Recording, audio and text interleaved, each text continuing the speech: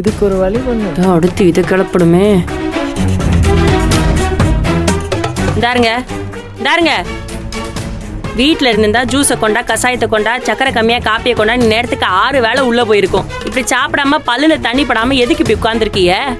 ஏய், என் மருமகளை காண்டி நான் உண்ணாவிரதம் இருக்கேன்னு வச்சுக்க. ஐயோ, உங்க மருமகளுக்காக நீங்க ஒத்த கால்ல தவம் இருந்து அவங்களே யமன்ட்ட இருந்து மீட்டு கொண்டாட வேண்டாம். அவங்களே நிறைய புண்ணியம் செஞ்சிருக்காங்க, அவங்க பொழைச்சுக்கிடுவாங்க. நீங்க கிளம்பலாம். ஏய், என்ன ஏண்டி இப்போ விரட்டுறீங்க? நீங்க சொல்லியா நான் இங்க வந்தேன்? நீங்க யார் சொல்லி வந்தீங்கன்னு எங்களுக்கு தெரியாது. இப்ப நான் எதுக்காக வீட்டுக்கு போனோம்? என்ன வியாதி இது? தாருங்க, இப்படி திங்காம உட்காந்து ஒண்ணு கிடக்க ஒண்ணு ஆயிடுச்சுன்னா உங்க மகன் அடுத்து உங்களை கொல்ல ட்ரை பண்றோன்னு பெரிய டிராமா ஆடுவாரு. இந்த மண்டைலாம் தேவை எங்களுக்கு இருக்கிற பிரச்சனையில. தயவு செஞ்சு கிளம்புங்க, புண்ணியமா போகும். ஏய், எனக்கு ஏதாவது ஆச்சுன்னா என் மருமக பக்கத்திலேயே இன்னொரு பெட் போட்டுக்கிட்டு நான் படுத்துக்குவேன். அவங்க உசுரோட வந்துடக்கூடாது இல்ல? விடாது. அத பத்தி நீங்க எல்லாம் கவலைப்படாதீங்க. போங்கடி அங்கிட்டு. உங்களை பார்த்தாலே எனக்கு பிரஷர் ஏறுது. அதைத்தான் நாங்களும் சொல்றோம்.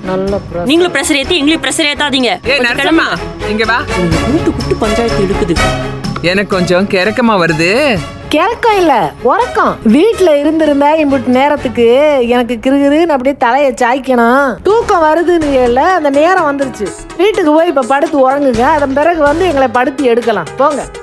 ஏய், தேவையில்லாம ஏதாச்சும் பேசிக்கிட்டு இருக்காத. ஏமா, எனக்கு ஒரு ரூம் கொடுப்பீங்களா? அசதியா இருக்கு, கொஞ்ச நேரம் தூங்கணும். இது ஆஸ்பத்திரி, ஹோட்டல் இல்ல ரூம் கேக்குறதுக்கு. எதுக்கு இப்ப உங்களுக்கு ரூம்? ஏய், நான் வயசானவடி, அக்கடான்னு தலையை சாச்சுக்கணும். உனக்கு என்ன வந்துருச்சு?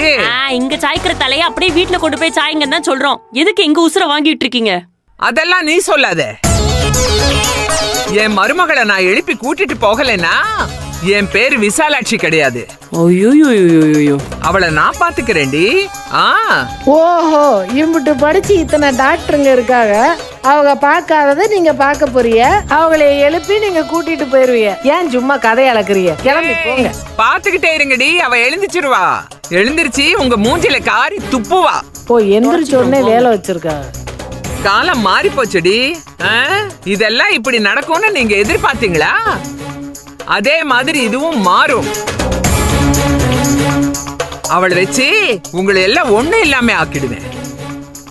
விசாலாட்சின்னா சாதாரணமா நினைச்சிட்டீங்க? ஐயா, நாங்க இப்ப உங்களை சாதாரணமா நினைச்சோம். நீங்க எப்படிப்பட்ட ஆளு, எதுக்கு இங்க வந்திருக்கீங்க எல்லாம் எங்களுக்கு தெரியும். அதனாலதான் கிளம்ப சொல்றோம். கிளம்புங்க. ஏமா நர்ஸு, எனக்கு ரூமும் வேணாம் ஒண்ணு வேணாம். இதுங்களுக்கு எல்லாம் ஆகாது. நான் சாஞ்சுக்கிட்டு ரெஸ்ட் எடுத்துக்கிறேன்னா இதுங்களுக்கு எல்லாம் வயிறு எரியும். நான் இங்கேயே உட்காந்துக்கிறேன். நீ போய் உன் வேலையை பாருமா, போ. தப்பிச்சு போயிருங்க. எல்லாத்துக்கும் ஒரு முடிவு கட்டுறேன்டி. சீக்கிரம் என் வீடு பழைய மாதிரி மாறும்.